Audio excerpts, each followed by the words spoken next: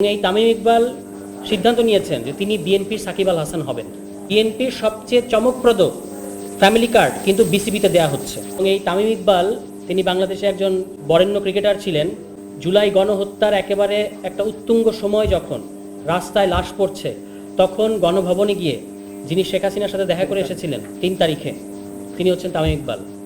এবং এই তামিম ইকবাল সিদ্ধান্ত নিয়েছেন যে তিনি বিএনপির সাকিব আল হাসান হবেন।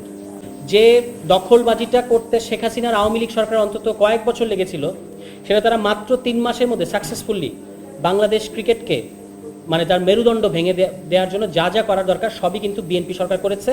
এবং তারা ফ্যামিলি কার্ডের কথা আপনাদেরকে বলছে, কিন্তু এখানে আপনারা অনেকে স্পোর্টস জার্নালিস্ট আছেন, আমি জানি যে বিএনপির সবচেয়ে চমকপ্রদ ফ্যামিলি কার্ড কিন্তু বিসিবিতে দেওয়া হচ্ছে। এই যে অ্যাডহক কমিটিটা যদি দেখেন, এক স্থায়ী কমিটির বিএনপির স্থায়ী কমিটির 3 জন গুরুত্বপূর্ণ নেতার 3 সন্তান অ্যাডহক কমিটিতে জায়গা পেয়েছেন। সম্ভবত তারা নির্বাচনও করবেন এবং এই অ্যাডহক কমিটিকে আবার তারা নির্বাচনও করাবে। তাহলে ফ্যামিলি কার্ড কিন্তু এখানে দেওয়া হচ্ছে।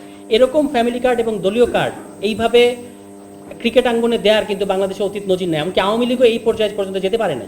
এবং এই পুরো ঘটনাটাই ঘটছে দুটো শক্তির ইন্ধনে। বিএনপি এখানে আমরা সামনে দেখতে পাচ্ছি মাত্র।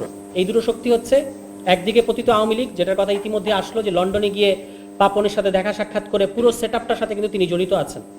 এবং এর সাথে জয় শাহ, বিজেপির অমিত শাহর সন্তান এবং এখন সম্ভবত আইসিসি তিনি প্রেসিডেন্ট, এই ভদ্রলোকের প্রচ্ছন্ন প্রশ্রয়ে বাংলাদেশের ক্রিকেটকে ধ্বংস করা হচ্ছে। অর্থাৎ বাংলাদেশের ক্রিকেটকে ধ্বংস করার পেছনে ইন্ডিয়া, আওয়ামী লীগ এবং বিএনপি একযোগে মিলেমিশে আমাদের যেটা গর্বের জায়গা, আমাদের কোটি কোটি তরুণদের যে ভালো লাগার যে জায়গাটা, সেই ক্রিকেটকে ধ্বংস করছে।